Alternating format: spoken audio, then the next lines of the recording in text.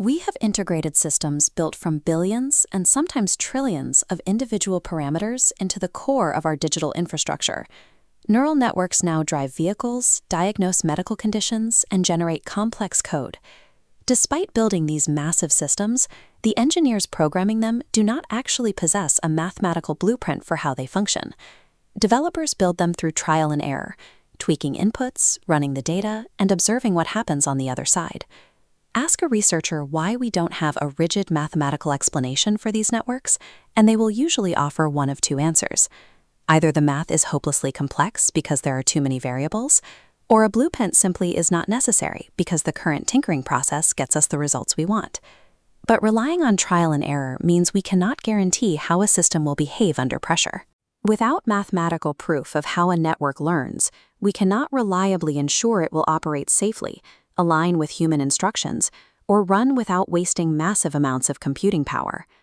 A growing coalition of scientists is rejecting this status quo.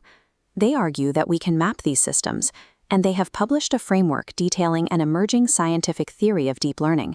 They call it learning mechanics.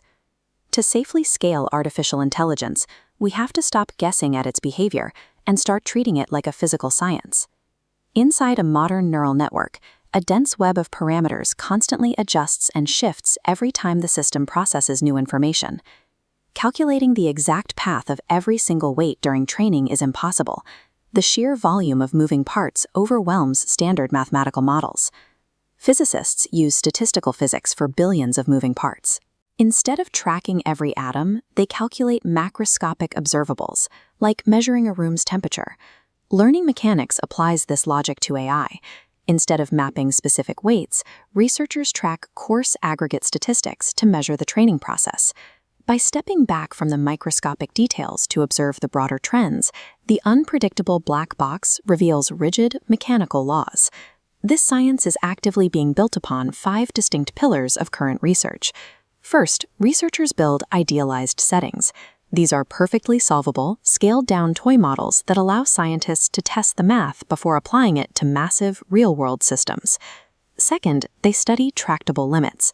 By pushing mathematical boundaries to their extreme edges, researchers isolate the specific phenomena driving how a network learns. This graph shows chaotic data clusters mathematically resolving into a single geometric curve, representing macroscopic laws. Fourth, scientists isolate hyperparameters, variables like learning rates or batch sizes. By mathematically disentangling these messy variables from the training process, we are left with the purest, simplest systems. Finally, we are identifying universal behaviors. These are exact learning patterns that occur across all neural networks, entirely regardless of their specific architecture.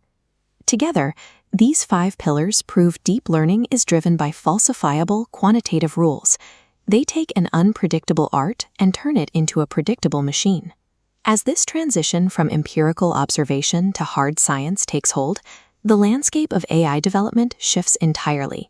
It opens the door for mechanistic interpretability, the attempt to look directly inside hidden neural layers and reverse engineer the logic of an AI's decision. Learning mechanics provides universal laws, creating a framework that allows interpretability to focus on specific hidden layers.